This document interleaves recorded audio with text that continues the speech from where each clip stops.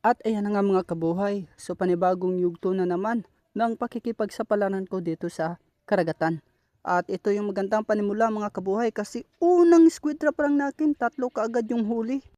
At sana magtuloy-tuloy ang swerte natin ngayong araw na ito mga kabuhay. At ayan o, pawang mga good size talaga. At may kasama pang isda. At ito, shoutout sa aking kasama, si Boy Hapoon ulit. At ayan o, mga good size na mga pusit talaga yung nahuhuli ng aming squid trap. Sana magtuloy-tuloy ito sa pangalawa o panghuli naming squid trap. Sana may laman at ganito yung laman. At ito yung pangalawa. Sa ilalim pa lang halatang halata na kasi ayan oh, kitang kita nyo naman mga kabuhay ang itlog niya puti kaayo kung sa Bisaya pa nan. So nani mga kabuhay, pag ganyan yung makikita natin sa ilalim, panigurado may pusit yan nakasama. Pag walang pusit ito nakasama mga kabuhay, panigurado naunha na pud ko og bukad ani. At ayan mga kabuhay, buti na lang nandyan yung pusit o ayan o, klarong klaro yung pusit sa ilalim. Ayan, so naghahanap siya ng labasan pero hindi na siya makalabas pag makapasok na ito sa aking squid trap. Walang labasan talaga yung squid trap na akin. At hininto-hinto ko muna mga kabuhay, baka may sumunod na kasama niya. At ayan, klarong-klaro talaga sa ilalim mga kabuhay. Ayan oh, ang linaw ng tubig. At ayan. So ang daming itlog mga kabuhay. May pangpain na tayo sa iba nating squid trap kasi yung ibang squid trap natin walang pain. Kung walang pain, walang pusit talaga na makukuha. So napakaswerte na squid trap na to pang tagana sa ibang squid trap na pwedeng painan. At ayan, so good size na pusit mga kabuhay. Ayan no. At ito yung panahon ngayon mga kabuhay. So ang linaw, walang malakas na hangin at walang malakas na alon. So sana magtuloy-tuloy ang ganito kalinaw sa karagatan para makapaglaot kami at makahuli ng maraming pusit. At ayan, so habang kinukuha ko yung pusit mga kabuhay, shout out ko muna yung mga solid supporter natin yon. So maraming salamat talaga sa walang sawang panonood sa akin. At ito na nga tayo sa pangatlong squid trap at ayan, medyo hindi na malinaw yung aking squid trap kasi marami ng lumot na nakatapik. Pero klarong-klaro pa rin yung kanyang pain at saka itlog. At ang pinakamaganda dito kasi meron pang pusit na kasama. At ayan, so kahit hindi na klaro ang sa loob pero ang maganda nito kasi nakahuli pa siya ng pusit at pawang malalaki. At ayan oh, so dalawang piraso pero mga good size lahat. Ang dalawang piraso na ito, aabot ito ng mahigit 1 kilo. So ganito kalaki yung pusit na nahuli sa aking squid trap. At napakaganda dito mga kabuhay kasi pangatlong squid trap natin ito at pawang may huli lahat. Grabe, sana tuloy-tuloy yung swerte natin sa araw na ito. At ayan mga kabuhay, pang bigas-bigas na to at may pang ulam pa tayo. At ayan, so bawing-bawi na yung krudo natin kahit mahal yung krudo at gasolina. Okay pa rin basta may huli lang yung aking squid trap. Ang napakalungkot lang nito mga kabuhay kung walang huli.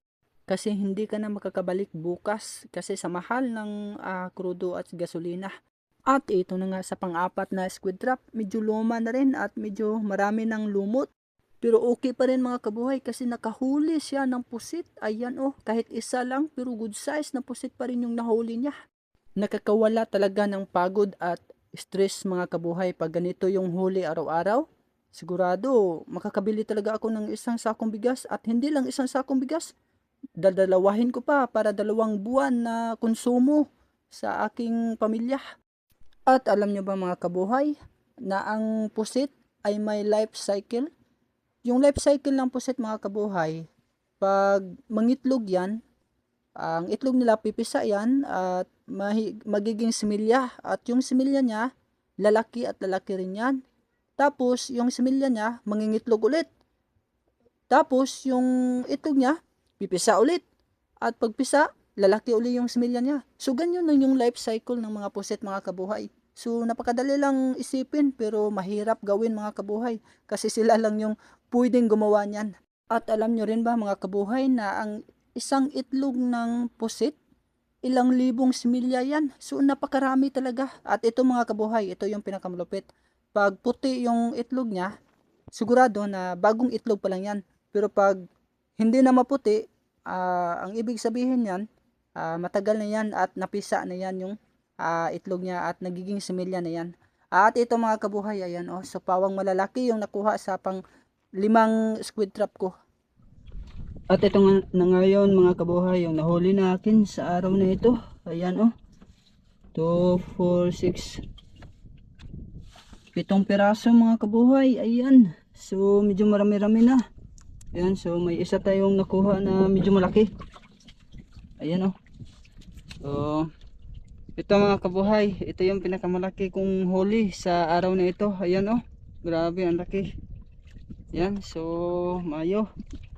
At ito yung kasama niya mga kabuhay. Ayan.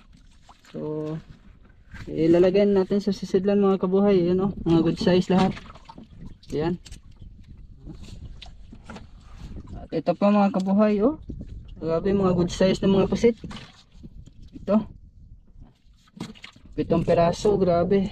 Pero pawang malalaki mga kabuhay. Ito yung pinakamalaki oh. Ayan. So matap lang ulam na. Ayan. At ito yung panghuli mga kabuhay, pang-7. At ayan na nga mga kabuhay, so tapos na yung adventure natin sa karagatan. So bukas ulit mga kabuhay, so maraming salamat talaga